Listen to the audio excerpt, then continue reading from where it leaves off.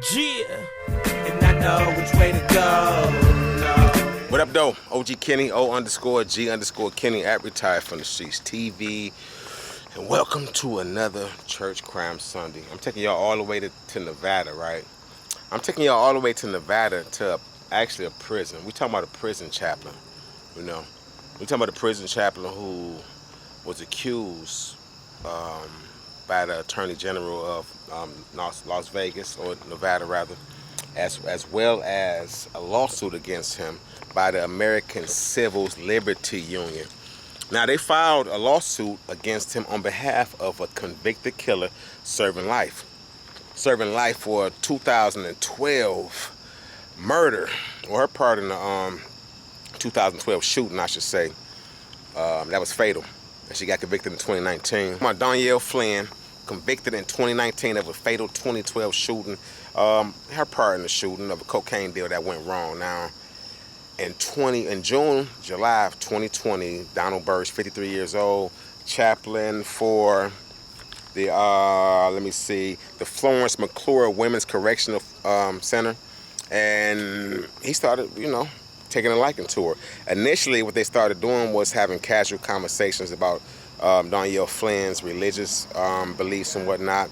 Those quickly turned into comments about how her body looked and about what he wanted to do to her sexually, right? So in August, he started calling her into his office and called her in. She thought she was about to get a Bible. That happens. You request for a new Bible or whatnot in prison. You send a kite in, say, hey, I need a Bible or Quran. They call you in. They usually call you in and you just get them and whatnot, keep it moving. But what he did was wanted to have more of a private, intimate conversation with Miss Flynn and telling her, hey, if you go ahead and start looking out for me on the sexual tip, I could go ahead and start bringing in items, make your bed a little smooth, get your hands a little wet with some money you possibly can make, right? I don't know how the conversation went, but we can only imagine, right? So what she did was, I'm thinking maybe she contemplated it, maybe she didn't, but he didn't give her no choice. What she said was, according to reports and court records, he sexually assaulted her that day. Now, when he called her back into his office, right, a little while later, I don't know how much time later, but he called her back in. She figured, hey, I'm about to get these items because he got down last time. He didn't give her nothing. He closed the door, sexually assaulted her again and told her to close her mouth, and he better not say nothing, right? So, possibly a year later, they didn't say if that was the last assault on her by Chaplain Donald Burge, but what they are saying is that a year later, in August of 2021, she filed a grievance on her behalf to end those sexual assaults, right? And they did an investigation. They ended up firing him. They arrested him this year, May 24th, and the Attorney General on behalf, or the ACLU, filed a lawsuit on behalf of Danielle Flynn, and the Attorney General for the state of Nevada pressed charges against him. He had 2 counts of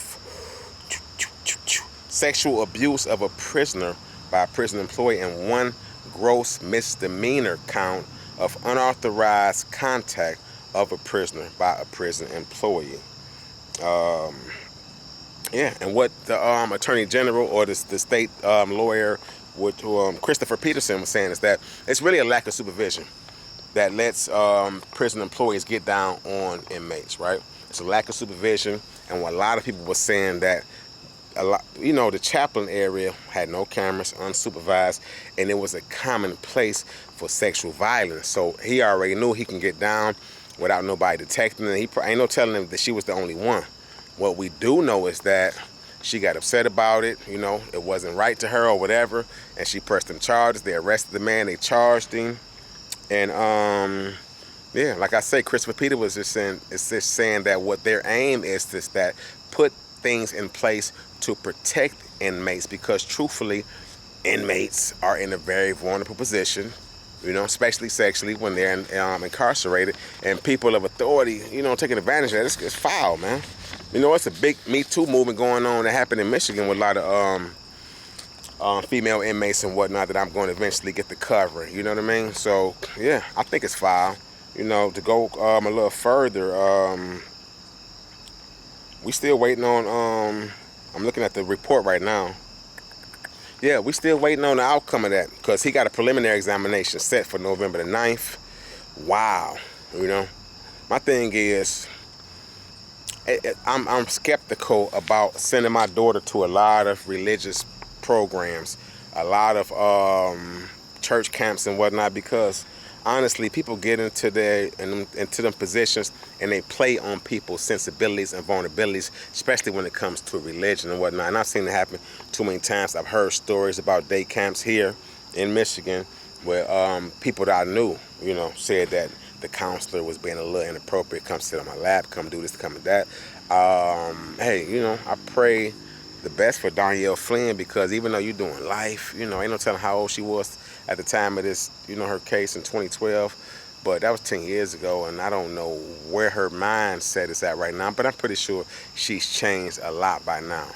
They gave her possibility of life with the possibility of parole after 20 served. I don't know how, if they do day for day, or, you know, how they charge their time in Nevada, but I do know that she looking at another 10 years before she get out at a minimum, you know. And, you know, unless y'all know, y'all tell me how Nevada, if y'all from Nevada, y'all familiar with Nevada's Department of Correction or their sentencing guidelines or have it work.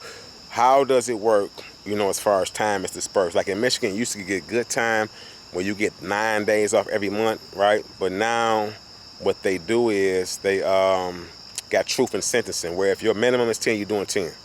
You understand what I'm saying? So I wish the best for her in her case. If she got some appellate actions, hopefully she's remorseful. She's looked back on her decisions, and, you know, because I believe in the power of redemption. I really do. So let's just pray that this young lady hasn't been further traumatized, because you're in the Department of Corrections to correct things, right? To rehabilitate yourself and your way of thinking, and to give up the impulsive, selfish, entitled, you know, way of thinking, and to kind of come into yourself as a better person and hopefully be reintegrated and rehabilitated back into society as a functional person.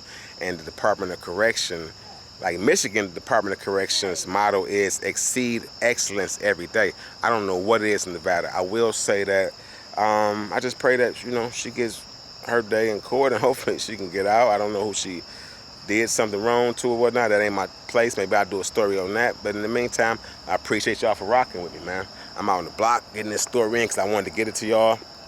Like I said, I've been grinding lately, but, you know, OG Kenny, O_G_Kenny, I retired from the streets TV. As always, I love y'all. Y'all be safe. Y'all be blessed. I'll see y'all tomorrow Monday for another story, and I'm out.